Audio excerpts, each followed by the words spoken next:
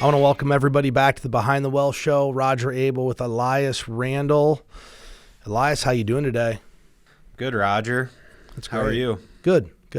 Fun month here. Financial Literacy Month kicks off in April. I thought it'd be a good time to talk about that. I know we've talked about financial literacy a lot on our radio show and how we think there's a lack of it. And there's a few interesting things in some of the research that we did. But I wanted to kick it off and just ask you, what do you think the biggest issue with financial literacy is, and where does it start? Biggest issue with financial literacy. Well, to me, the fundamental issue is the lack of understanding. So then that knowledge isn't being passed on. So like most educators, most parents out there, there's far less families and educators that I think understand investing and finance than people that do. So it's kind of, it's easy to say, oh, well, the school should teach it or parents should teach their kids. But if you don't know where to start, how would you start? How would you help someone with that? And it's not something everyone necessarily should know, because if you just think about think about a person and their career. Well, let's take like a nurse, for example. Well, they know far more about healthcare than I'm ever going to know. And should they also be expected to know all the things we know about investing and personal finance? Probably not. So it's just kind of something that perpetuates itself because, I don't know who should be responsible for teaching it. Well, I view this really, I think you have to take financial literacy and break it into two parts. You've got just like your everyday money management skills, so your budgeting, just running your normal household money. And then I think you break it into investing in retirement. I think they're two separate skill sets out there. And I actually believe that sometimes when people know too much or think they know too much about investing, there's a level of overconfidence there. So when I think of financial literacy, I'm actually not focused on the investment side of things, because that's the easiest one to go outsource to somebody. You can outsource your investing. You can't outsource your every single day money management of your household. So that's how I want to think about this. But here's some really interesting stats. 60% of non-retirees didn't think that their retirement savings were on track in 2021. So 60% of the people think that they're not on track, which I think you could figure this out really easily. You could remove this don't think into don't know or do know based upon running a financial plan. It's really easy to find out if you're on track. You can connect with a financial advisor at our firm or some other firm. Run a plan. Find out if you're on track. And for people out there who are 40 years old saying, I don't need to focus on this is the time to do it. If you're 40 years old, you still have time to make corrective actions. You could be 45, 50, 55. It's never too late. And I'll use you a story that I had a meeting with a gentleman just 2 days ago. And he came to us when he was 60. And we ran a financial plan. And he'd been through a lot. A bunch of stuff in his life's not really his fault. And that happens to a lot of people. They might have a health event for themselves or a family member that puts them off of track or behind track for retirement. And he came here and his probability of success after we ran all the modeling was like 60%. So it wasn't great. But he said, hey, I've got another 6 to 8 years to work. What do I need to do? So through the planning process, we were able to say, this is the amount of money you need to be saving to get to where you want to go. He came in 2 days ago, like we always do. We always run through the financial plan, update the numbers. His probability of success with the same exact goal he had 6 years ago was 99% now. Good for him. Think about it, though. The market's down 15%. His probability went all the way up. And most people think that the market determines what's really going to happen with your probability of success. And I looked over and I just said, hey, you've done a great job. This is all because of you. He goes, no, it's because of you guys. I said, no, it's not. I gave you and armed you with the information but you actually had to do all of the hard work in the situation and go save the money. And what he actually didn't realize was he actually was saving more than what we'd recommended 6 years ago. He didn't know that? Well, he's maxing out his 401k, and that was kind of the recommendation. But then he went and started another account where he's been putting in $1,500 a month. Wow. Good. So he just kicked butt. And so people think, hey, it's too late. Well, no, I mean, this is 60 years old. He turned his whole retirement around. It wasn't like he was going to be destitute to start with, but it wasn't the goal that he necessarily wanted in the beginning. So if you're part of the 60% that don't think you're on track for retirement, why don't you go find out? It's very easy to find out. In 2021, on average, Americans lose $1,389 because of lack of personal finance knowledge. So that's just making a bad financial mistake and not being informed. 25% of Americans say they don't have anyone they can ask for trusted financial guidance. Here's what's interesting about that number.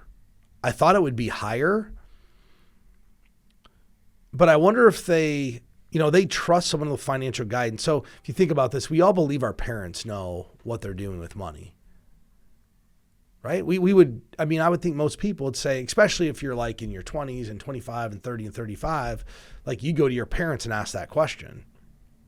What I really want to know is how many of those people's parents are actually really good with money. And I'm going to guess most of them aren't. So are they actually getting good information? 23% of all U.S. adults 18 to 29 have credit card debt that's over 90 days overdue.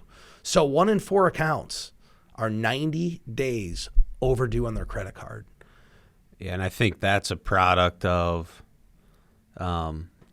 one time someone mentioned to me that there's a lot of places that will teach you how to spend money, but not nearly as many places that will teach you how to save money or budget. And just think about the constant advertising we're all exposed to, from whether it's radio and radio advertisements, television we watch and the television advertisements, even social media is all about data, collecting all the data and then advertising to people. I feel like I can still remember when you'd get on like Facebook, for example, and it was just about connecting and networking with people that you weren't close to anymore. And close in terms of proximity, you could stay connected with family members out of state. Well, now if I look at my Facebook, it seems like more ads than and ads for either products or Facebook Reels than just seeing what my friends, right, my Facebook friends, what their life is all about. And I think that leads to things like this where credit card, it's easy to spend money. You're right. Social media's made it easy. Yeah. And I've been on there before. I'll never forget this. We do a thing with some friends called Fancy Christmas, where it's basically just like 5 or 6 couples. We get together, we go to a nice restaurant and get a hotel room for the night away from our kids, and we call it Fancy Christmas. Well, we all grew up in the 90s. So 90s rap was like really popular. I mean, like most of my friends that I do this with graduated in 99, I graduated in 97. And I was on Facebook, and there was an advertisement for Snoop Dogg's like brand of wine. So I clicked on it. I'm like, oh, this would be fun to take to Fancy Christmas. So I get in there and I get a case put in the cart. I'm like, what am I doing? I don't need to buy a case of Snoop Dogg wine. But point was, I'd already it took me thinking about it a second time, why am I buying this? Because it was advertised to me on Facebook, because I didn't think I needed to go search it out and go source it at in a regular wine shop. And it's cool. It's Snoop Dogg wine. What's not? Well, I didn't order cool it. I backed out. That? I'm like, why am I ordering this? I backed out. But the point is, all of this is there. It makes it very, very easy to spend money. I'm going to give you a really shocking one. 42% of teens get their financial education from social media. So I'm a little on the fence a little bit about whether that's good or bad. We know there's plenty of garbage social media posts about investing in our business, but I do think there is a lot of good financial education content out if it's there. Educational. Most is Right. educational. Right. And we were talking with a family the other day, and you brought up, and I thought it was a pretty good point about investor behavior seems to be better than it was 5 years ago, 10 years ago. I mean, really, look, like 50 years ago, I think investor behavior is way better now than back then. And I feel like there was a time during the last year where I personally thought, wow, the selling in the market could get really bad. And it was already bad. And then I'm thinking this could get even worse. But I think social media should, there maybe is some credit due on providing good education to investors. Now, that being said, you kind of have to seek it out because it's easy to come across a TikTok that promises you with $100 a week, you can become a millionaire in 12 or 24 months, and that's never going to happen. But I think there are some benefits to more good financial content being available for retail investors. What people need to figure out is this a full-blown advertisement where I'm going to have to sign up for a subscription, or are they truly trying to educate me? Think about our show. That's a good Most first of question. the show is education. We've done a live radio show for 14 years. We don't make people sign up and give us a monthly subscription fee. Say it costs $8 to listen. We're not trying to sell a widget to them. We're providing education. If we can help them with their money, that's great. If we can't, we're still going to provide the education. So it kind of goes back to one of the original core principles of our company. And we had a guide created years ago called the Retirement Survival Guide. If you want to go download it, you can go to btwellshow.com and download the survival guide. But one of the key things in there was how to build a media filter. This was written in like 2010, I think. So if you think about it, it's more important today than ever to have some type of a media filter because there's just a lot more of it. Here's the cool statistic, other than, 42% of teens getting their information from social media isn't great, but here's the good news. The good news is 73% of teens reported wanting more personal financial education. So that means they want it. I think the issue is here, we have to figure out how to provide it to them in a fashion that is not an advertisement to a get-rich-quick scheme. Because during COVID, the get-rich-quick schemes and the options trading strategies and all of this stuff that came to light on YouTube and TikTok and Facebook and every social media platform, it was, hey, I'm going to get rich quick. And then it led into real estate investing.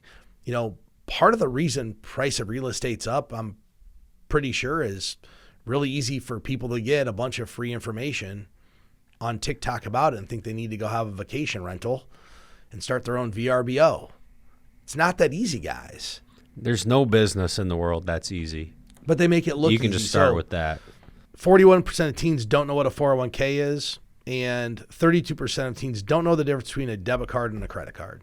So I'll be honest, I don't know if it's really important for a teenager to know what a 401k is at this point. No. You know what's important for a teenager to do is figure out what decision I'm going to make when I graduate my senior year of high school. Am I going to college? That's one. And it doesn't matter if you are or you aren't. But two, if I'm going to college, how am I going to pay for it? Because for the last 30 years, the default option there's been two default options.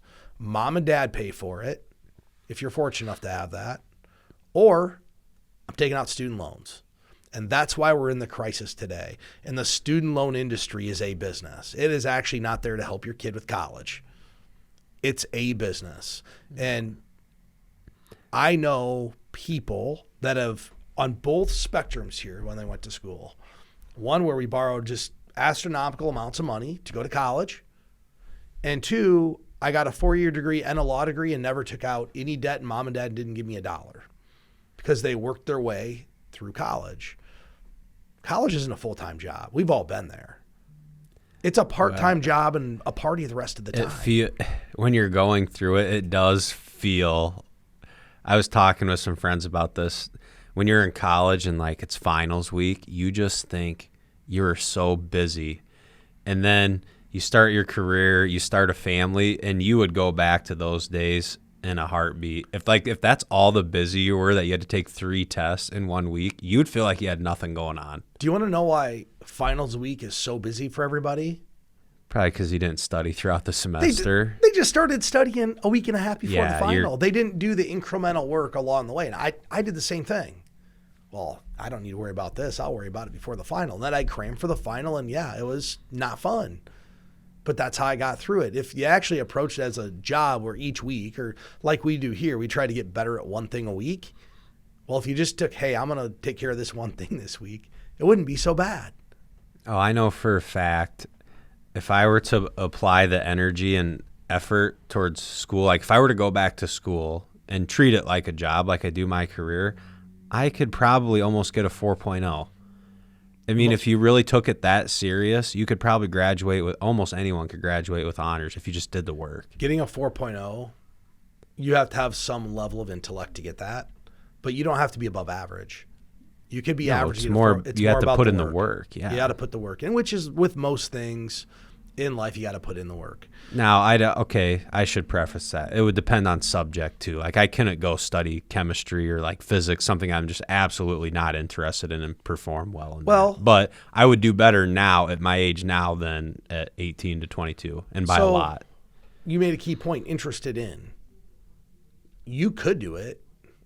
You just wouldn't do it because you're not interested in it. Yeah. I think I could take any subject, Elias, and if they said, hey, here's a gun to your head, you have to get a 4.0 the next 4 years and you're only studying the chemistry subject matter, I bet I'd get a 4.0 because you'd put the work in to do it. But I agree with you. You're not going to intrinsically motivate people to do something that they're not interested in. I know personally when I went through school, all the business courses, I did great. I was interested in those. Those were fun. I had to take a Chinese history class. It didn't turn out so well. Yeah, I think even now, all my memories of classes I liked, it was all the business classes, the economics classes, any finance classes. Like, my memories of the things I liked were all around that. And I went to a small school where liberal arts college, so you had to take what you were studying and other things. And I learned some valuable stuff in like the social studies classes and the history classes and things that were neat, but it's not what I was there for, at least in my mind at that time. So I ran across a really cool article, and when we start thinking about how we're going to help or improve financial education, it really starts with younger generations. And it could start when they're in kindergarten, first, second, third grade, fourth grade, eighth grade. You really got to get this into their head before they get out on their own because they're going to get student loans, they're going to get a credit card, they got to make these decisions. So there was an article about a third grade teacher.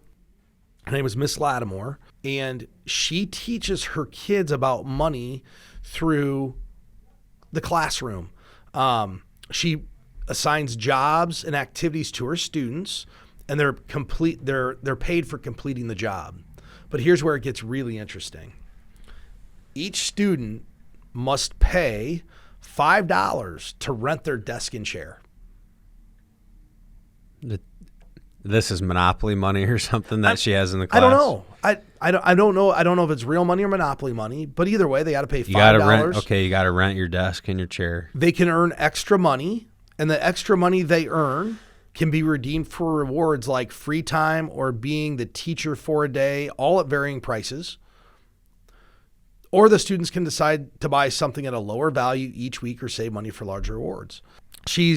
What she's done is she's really incorporated like some of the key things that people need to think about in life. You're going to have to pay your bills on time, right? Mm-hmm. And you're going to have to figure out how to allocate your dollars to get the things you want. But here's the other cool thing. To teach about inflation, she raises the cost of the reward items. That's a poke in the eye by the teacher right there. So you know what I said to my wife last night? I was talking about this because I've got a 7-year-old, I got a 4-year-old. How do I incorporate this into the house? And, we've heard for years, oh, yeah, you pay kids for chores. Okay, fine. We can pay them for chores. But maybe there needs to be, hey, my daughter loves to play Roblox. Well, you can use that money towards Roblox points, or you can use that money to buy more pad time, Like reward them because if I let my daughter be on the iPad all day, she would. But I limit to that 1 hour a day. Like that's your total time. Buy more pad time. And then I had the idea, I'm like, we could actually teach them about investing. We could say, hey, if you don't want to use your money, mom and dad could set up a matching fund if you leave it in for 1 month, 2 months, 3 months, and we can kind of like pay interest to it.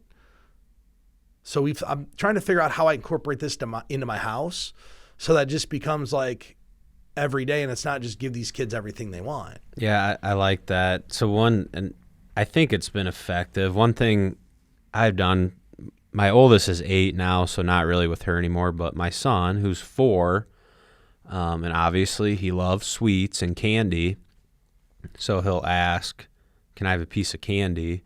And to try and start to teach him about delayed gratification, I'll say something like, Preston, you can have 1 piece of candy now, or if you do this small chore, you can have 2 pieces after that. And, a year ago when I started, he didn't care about waiting for 2 pieces of candy. He's like me. He's just, I'll take the candy right now. But now he's kind of starting to learn, and it's more frequent that he'll say, okay, I'll do that, and then I want 2 pieces of candy, which, some of these things are a little more in depth than that, but I feel like that's a start anyway. Yeah, I like that. But I don't know. I'm going to figure out how to incorporate it into my house because there's all these things that we're doing. We're like, well, if you do this, then you can get more pad time. Might as well just make it money related. And you have the ability to buy more pad time. Start teaching the girls about what the S&P 500 is and stocks and bonds. They don't need to do kidding. that. No, I know, kidding. But I'm just saying, how do you start to? And the thing is, to do it, it's going to take a level of effort on mom and dad's part.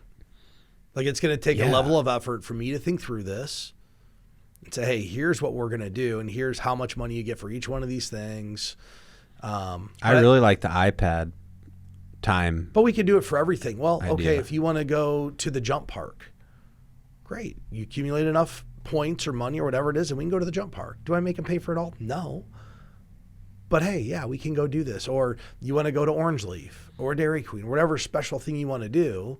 So have some gratification to go versus just, Dad, I want to go. At what age can you start charging your kids rent for their bedroom? I don't know.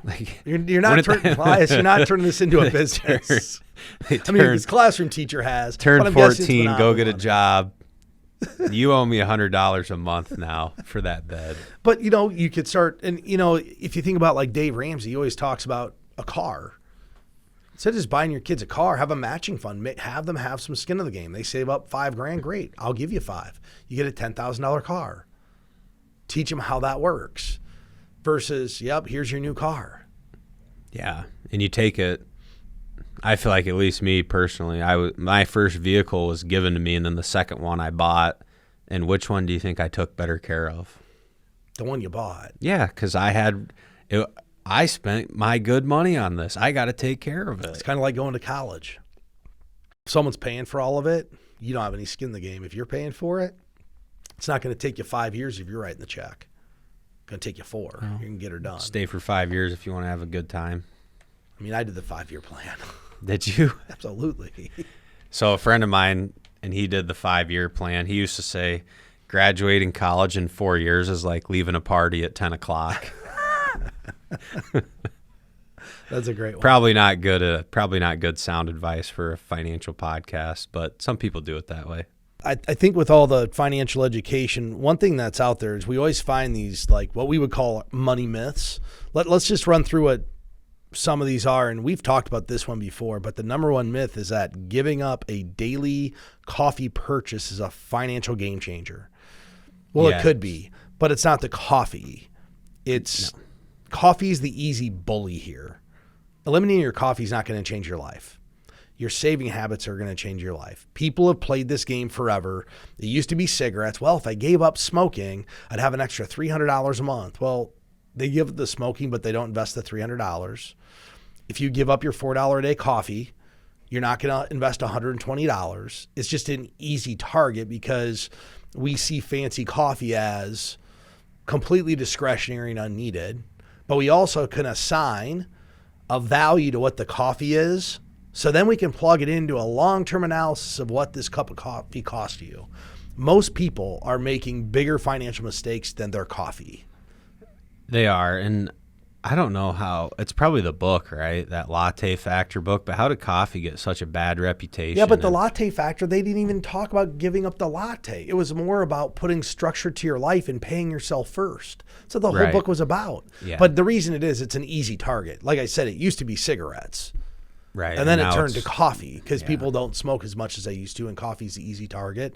And in 20 years, there'll be another target. Yeah, and I always get a kick out of because we have younger families that are very responsible, serious about their money, and so I'll hear a comment like, well, I could give up my Starbucks or my scooters, wherever it is that they like to go. I've told plenty of people, why? You're doing all the right things. Why would you give up something that you enjoy? Oh, really? You don't think I need to? Trust me, if I thought that would actually help you, I would tell you that. They're going to spend it somewhere else. The only way that works is if you literally say, I drink a $4 coffee a day, and you take $4 and invest it every day, in addition to what you're already doing. Right, but if your savings rate is already good for what your lifestyle and your goals are, then why would you give up lifestyle of having a coffee that you enjoy? Well, people like Graham Stephan have making it really popular. I drink a 14-cent coffee. Yeah, I drink a $4.79 coffee every single day. Graham's I'm doing super just cheap. fine. He's cheap. But that's his stick. Right. Like, that's his stick. Our stick's not I shouldn't that. say he's cheap. He just doesn't like to spend money on coffee. That's right. He doesn't like to spend money on coffee. In fact, I just heard a podcast he did talking about he has his own coffee brand now, and I forget the name of it. Good for him. Part of it was, as a listener went to partner with him, but when they price pointed it, they couldn't put a premium price point on it because Graham wouldn't pay for expensive coffee. So they had to put more of a discounted price point on the coffee because it doesn't really go along with the entire, like, if you tell your listeners Right. to drink 14-cent coffee, You can't can't convince them sell- into a $2 pod. Right. Huh, that's It's interesting. funny how that worked. But I Yeah. thought it was just a good, because, I like Graham stuff and I like to listen to him. I think he gives like good general advice, but he's kind of known as the cheap coffee guy. Myth 2, auto dealers give you the best rate on a loan. No, they don't. The best rate on the loan is given to you by yourself and you write a check for the car. Ooh, That's I like the that. best rate on a loan. And auto dealers typically are not the lowest rate. They might be the most convenient way to do it, but it's typically not the lowest rate.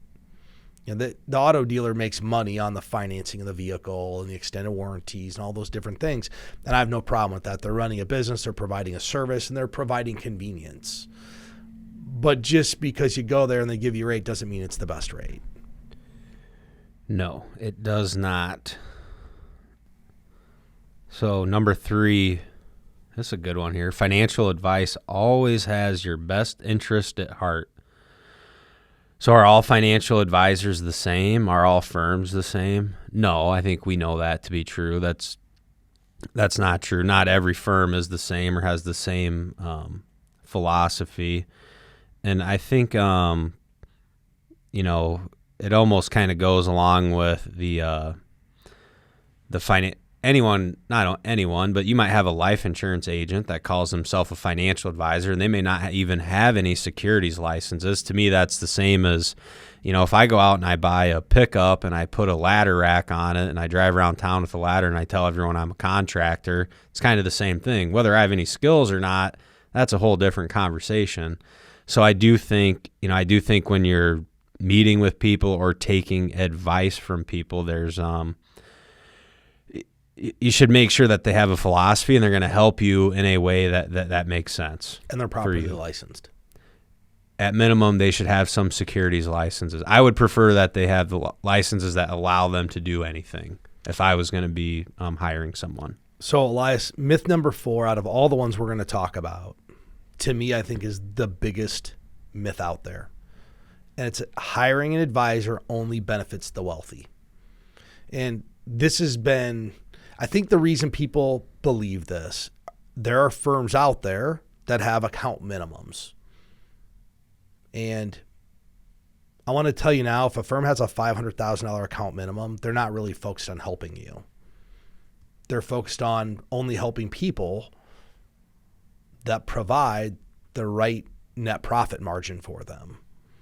That is true. I can argue that most of the help really happens for people. The real help happens for people under 500,000 because they have to get there.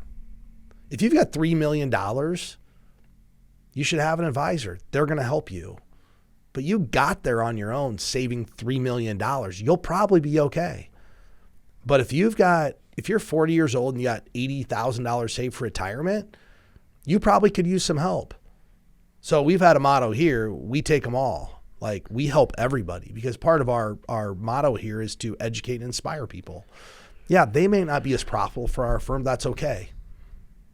They're going to spread the word. We're going to help them out. We're going to feel good about what we do for them. And we're not focused on the profit margin. We're focused on helping people. So I want people to think about that are listening to the show. If the firm says, I have an account minimum, why? It's not about helping you. It's for their benefit. Yeah, and that's such an account minimum. It's kind of an arbitrary number. Like, how do you even select that? Which I know how they're selecting it. So wait, they're looking let's at get the it net straight. Profit. I want people to think, when you were 35 years old and you were putting $500 a month in a Roth IRA, they don't want to help you because you only have $500 a month. But when you're 60 years old with $3 million, they're happy to help you. Imagine that. Who did the hard work? You Right, did. Right. Like, that's where it starts. It starts small. Yeah. And than the other thing I want to tag on there, other than the account minimum, some feedback I've gotten from people is they kind of get ghosted by advisors, which that might not mean they have an account minimum, but that definitely signals they're not serious about helping you. And there are, and it's almost kind of sad because there are young people out there, and we meet them all the time, that are doing all the right things. They just want some professional guidance as to what investments to buy because they don't understand that side of it, but they have the right, they have low debt, they're cash flowing, they're living within their means, they're doing all the right things. They just want a little fine tuning, but they can't get anyone to just kind of pay attention to them for a few meetings and help them through the process. And it's unfortunate because those, I can think of a dozen, maybe 2 dozen, just off the top of my head, of younger families that someday are probably going to be the richest families that our firm works with. But we're helping them right now. Nobody wants to help them now, but they're all going to want to help them in 30 years. Yeah, every we're going to single try. one of them. Right. And let's be honest. If you're a financial advisor listening to this show, how long does it really take to help a 27-year-old open a Roth IRA, and how much work is it? It's going to be much. It's not much. Paying your mortgage off early isn't worth it. It's a good one. And there's always been the argument that, you get the interest deduction for your mortgage. I can't pay my mortgage off early. I need a tax deduction. False. Reality is, most people, if you're a husband and wife with 2 kids, you're making $160,000 a year, your effective tax rate is probably under 15%. Yeah. Why do you need? So why do you need a tax deduction? Yeah. It's minimal. Yeah, if you're making $700,000 a year, maybe you could argue that. For most people, the ideal step here is make sure we're saving enough for retirement, and then start accelerating payments on your house so you can get this thing knocked out before you retire. If your whole idea is we're never going to pay our house off, that means at some point you're basically renting forever. When was renting a good idea unless you don't know where you're going, you don't have commitment to being in a place? If you're never going to pay off your mortgage, you might as well just rent and not have any of the extra liability that comes with home ownership. Elias, it's kind of like when people refinance their mortgage. They had a 30-year mortgage, and we're going to see it here in the next 5 years because we've taken out, this year there's loans going out at 5.5%, 6.5%, 7%. A lot of them are adjustable rate mortgages being done right now. So what's going to happen in 5 years if rates are down, or in 3 years if rates are down, people are going to start refinancing. And let's say they had a 30-year mortgage. They're 5 years in. You know what they're going to do? They're going to refinance to a 30-year mortgage to get a lower payment. They really should be financing to a 25 if they had a 30. Like, don't extend your period of time. Keep the period of time the same and save the interest rate. And ideally, you get on a 15-year mortgage. That's how you knock this out. Yeah, and, what's Dave Ramsey always say? I've never seen a paid-off home get foreclosed on. So what's the value in that? Knowing that your house is paid for and pay the property taxes, you're never going to lose it. I can tell you story after story of clients who've come to us, and one off the top of my head, her husband passed away, and she had life insurance money, and the advisor she was working with said, "Oh, don't pay the house off. You can do better investing." She came to us and just said, "Pay it off. Why do you want any bills?" Yeah, simplify it. She's doubled her money. It's just market. She's been with us quite a while. House is paid off. And when you have a paid off house, all your worries go away. It's your biggest, for most people, it's a biggest expense. If you don't have a house to pay for, most people can figure out how to manage their cell phone bill and their food and that stuff. It's the biggest expense for people. So there's value in paying your home off early. And I know my parents were getting ready to retire. I told them the year you retire, you need to have the house paid off. So whatever that period of time, if you're 13 years out, we got to figure out how to have payments that knock this out over 13 years, which it's easy to do. There's amortization calculators. You can go to our website, just ask us for help. We can tell you how long it takes to pay it off. It's not hard. It takes a very, very small amount of time to actually figure that out. So myth 6 here, you don't need emergency savings. Yeah, that's the most egregious myth. I like how that's stated. That's everyone needs an emergency fund. There's things that are going to happen. And I don't know, if you're like my family, it happens in threes every time. We never, just recently we had, what was it? New brakes on one car and a headlight on the other, and then something else. Alternator. Oh yeah. That was the three things. One car needed brakes, a headlight, and the other one needed an alternator. Well, it was easy to deal with because we have an emergency fund, and that's what that money's for. And it's really something. The other thing it does and how it's relevant for the environment we're in now, a recession and layoffs and all these things are starting to happen. If you have an emergency fund that's appropriately funded, you can outlast some hard times, and then you don't have to rob your 401k or your retirement to make ends meet, which is, if you want to blow up your long-term financial situation, start taking money out of your retirement plans. That's an easy way to do that. The emergency fund is probably the backbone of most solid household budgets, financial accounting, and retirement plans. Like, it's the backbone of it. It's the thing that stops really bad things from happening to you when things don't go your way. And it's not just, and I look at it as bigger than just the car, like the three things you had happen. It's what happens if I don't have a job for 6 months? It's a bigger question. If you have an emergency savings account, it's not going to be fun to use it. But the alternative is you're going to go into debt or not pay your bills if you don't have one. It should be the number one thing you try to get established. 6 months. Get 6 months of living expenses. Things are just a lot easier when you have a cushion. You have a backbone somewhere to rely on. It provides peace of mind too. I know, okay, could I take my emergency fund money and invest it and over the long term, make more return and stuff like that? I could, but I value the peace of mind that I have knowing that if my family needs it, we have access to it right away and we can take care of the emergency. The good news, so one of the good things about what's happened in the actual economy though, for the last 15 years, your emergency fund basically stayed at zero, interest wise. So you had people thought hey, I should invest in the market. I have to reach to get some return. Well, you can go out and get, relatively safe liquid investments for 3-4% today. You actually can earn a fair rate on that cash. Which is nice. Yeah, it's nice. You don't feel so bad about having your 30,000 sitting there at 4% versus 30,000 at zero. And the thing about an emergency fund, the real goal is to just have it there forever. We don't ever really want to tap it, right? Yeah. That's the goal is hey, we don't have to tap this. It's for emergencies only. Emergencies aren't, new furniture, a remodel. It's truly an emergency.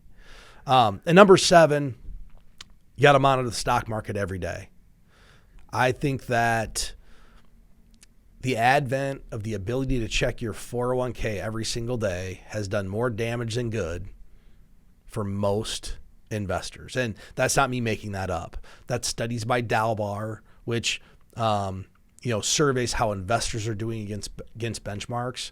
And every single year, the average investor underperforms the benchmark massively because they're always interested in buying whatever did great last year and selling whatever did the worst when they check their 401k. And if their 401k goes down 10, 12, 13%, they feel like they have to do something. You don't have to do anything. The best investment behavior is doing very little most of the time. But people that get on and check the 401k, they get excited, went down 5%. I have to do something. Had a call with a guy last night. This investment account I have with a very popular company, and it's not unexpected. It's down 40,000. I have to do something. I asked him, I said, how do you know? Well, I just feel like I have to do something. I said, maybe we should put a financial plan together to figure out if we should do something, because it may not be in your best interest. It may not. And a lot of times successful investing is just, it can be very boring, and maybe sometimes it should be. And the other big mistake I see retail investors make is market timing, or believing they can time the market, or having that expectation that they're going to do that. So I don't know that there's really, I don't know how valuable the information is, just day-to-day market movement, but I think you can make kind of like macroeconomic decisions about your money, or like asset allocation decisions. You can do things like that. But I mean, really, other than people in the finance business, like, who has time to learn all that and keep track of everything? I didn't even tell you this, but I was at the LPL Masters conference last week, which is our broker dealer. They're changing the default statement delivery to clients to quarterly. You can request it to go monthly, but they're changing it to quarterly. Default to quarterly? Why? Yeah. To just help improve investor behavior? Yeah, most people you think about it. We all have some clients that check this every single month. They get excited month over month. I'm like, this isn't relevant. It's only relevant if you're a trader. So now this is going to start going quarterly, which it's going to help improve investor behavior. Most people don't care if they see it, but we're just providing it. So we get them all upset. Like, no one's upset when the market just goes up. Yeah. But when there's turmoil, people and it grinds lower. And we talked about this about a year ago. The longer we stay in this bear market, and we're not really in a bear market now, but in a market that's negative over the last 18 months, and it just grinds about the same, more and more people start to lose confidence because it hasn't been exciting. It hasn't been fun. I'm not making money every single month. Like, that erodes investor confidence. But it's all just really part of the truly financial business cycle. It is. And we talk about, and I think it's ironic because we do talk with people that if it's too emotional, then don't look.